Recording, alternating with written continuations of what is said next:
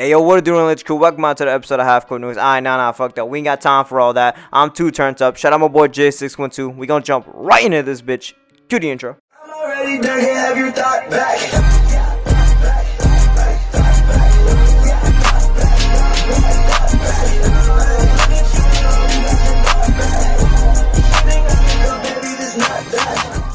Alright, and first things first, we're gonna be talking about the PNB Rock scenario. There's an update on what happened with him.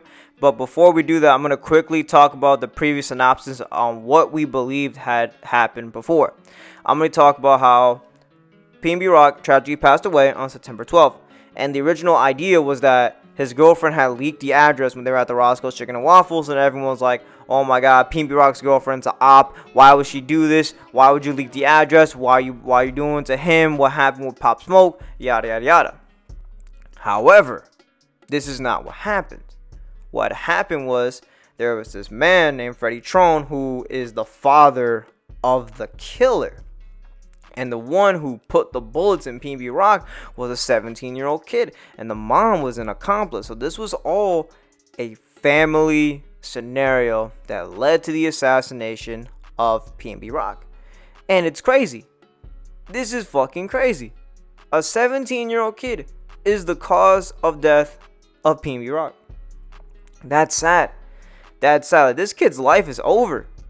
Like, it's game over. Like, everyone knows who the hell you are. Everyone knows that you're the guy who killed PNB Rock.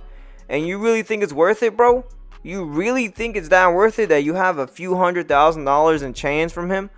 Like, that's the thing about being someone of his stature, or of being someone of his stature.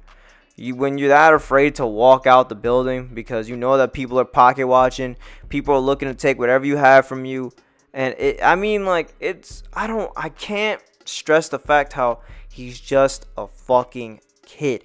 He's only 17 years old and he already ruined his life. It's ruined. It's ruined. It's already over. By the time he gets out of jail, no one's gonna hire this man. Everyone's going to hate you. If they see you in public, I promise you, it's going to be a problem. I put that on my mom's. I put that on Phonum. I put that on Granny. If you walk out the street and people know that you're the one who killed PNB Rock, it's curtains, bro. It's game over. It's just on site. You need to have better security than Snitch 9. Like, you got to have that much better security. Because, 6ix9ine's a snitch, but you killed PNB Rock. I think you're either on the same level or you're more scum than he is. Like, that's just horrendous. I don't want to sound fucked, but I kind of am glad that he is going to be doing this. He is getting arrested. He is going to be put in prison. I don't know, man. Just let me know how you guys feel in the comments about this, that the fact that the shooter was a 17-year-old kid. Let me know what you guys think. Alright, up next, we're going to talk about my boy Kid Cudi. My man is back trending in the news, but he is trending for something quite peculiar, if we could say the least. He is trending because he's considering on retiring from the rap game because he's getting a lot of hate on social media. He's getting a lot of hate, and he's considering on just calling it quits, just letting it go. If I'm going to keep it honest, if I'm going to keep it a bean, if I'm going to keep it a stacky stack, Kid Cudi has to just overcome this hate, and he has to just keep it pushing. He's just got to keep it going. Myself, as a content creator, I can understand why the hate can get to your head, and you kind of just want to just let it go right here and now. But this is one of those things where you just got to keep it pushing, got to keep it moving forward, and just keep it going with what you're doing. I wouldn't be surprised if he kind of calls it quits for a little bit, maybe takes a mental break. But I feel like he's going to have too much of this passion, and he just can't let it go. He's just going to pull a Michael Jordan, come out of retirement, just drop like the banger of the century. Like, this man is a legend, bro. This man was popping off when I was in, like, middle school, bro. Because day and night, what? Well, like, bro, this man is a fucking legend. And he's done too much. He's been through so much just to give it up right here and now. And people that don't rock with him, that are on some lame shit, like, come on. You cannot let this get to your head. Like, come on, man. Just keep it pushing. Keep it going. Take some breaks if you need to. But don't give it up for good. Come on, Kid Cudi. Come on.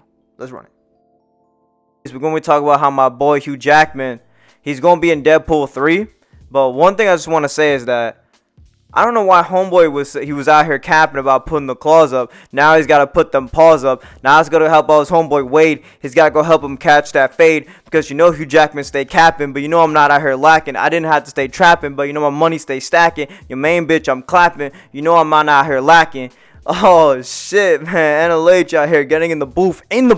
You know how he rocking, man.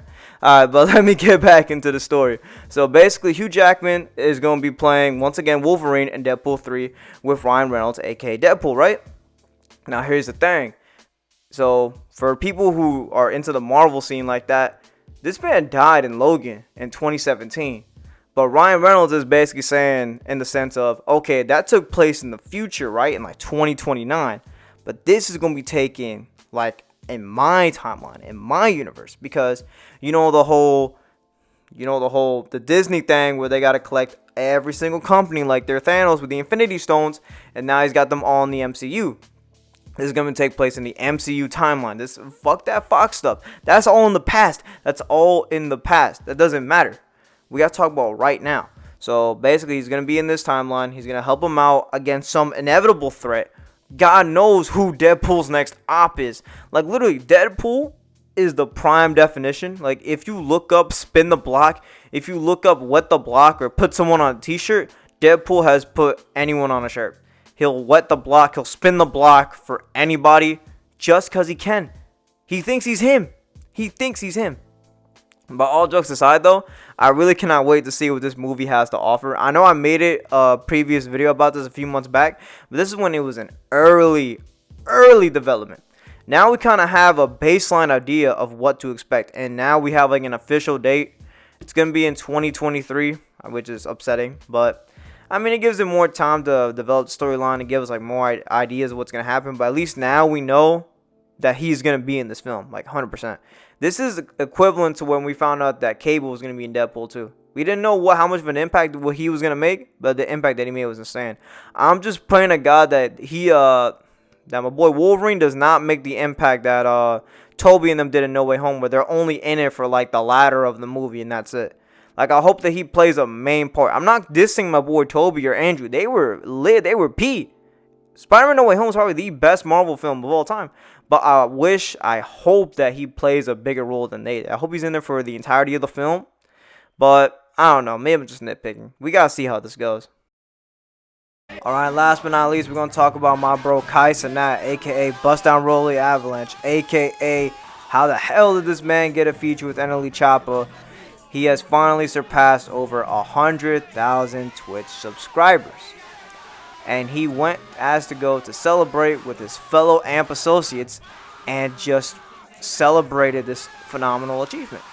Which, I'm not going to lie, I'm extremely proud of this man. He's putting on for the black community. Everyone is praising him for being not only one of the few to do this, but to be of African American descent also doing this well. That just makes it that much bigger. That just makes it that much more insane.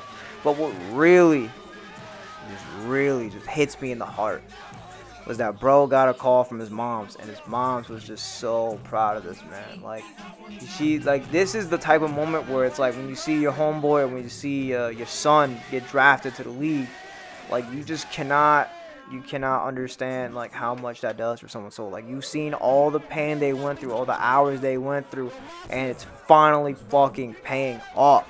Like, this man Kai Tenant was just bawling his eyes out, and I don't blame him. Like, he had a real bro moment. Like, any of us, I promise you, if any of us had this moment, we'd all do the same thing. That is going to be B. I'm not going to say if it happens, but when it fucking happens.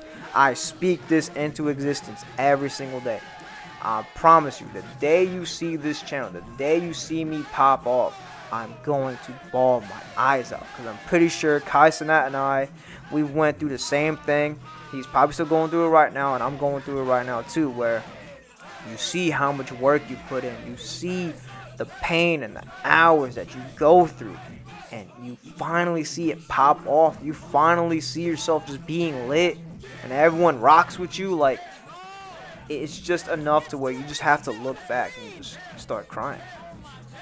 You just can't hold in these emotions. Like, you cannot hold it in. There's just so much happiness going out. You just have to just let it go. And I'm like I said, shout out Kai Tenant. I'm proud of you, bro. But that day is gonna come for me too. 110%. I'm coming for that. I'm taking that shit. And that'll be all for this week's episode of Half Court News. I hope you guys enjoyed it. Make sure to like, comment, subscribe. Always helps the channel out. If you guys made it all the way to the end of the video, comment down below. Hugh Jackman is lit. But with that being said, NLH, never lose hope. And I'm going to see all y'all in the next video. Peace.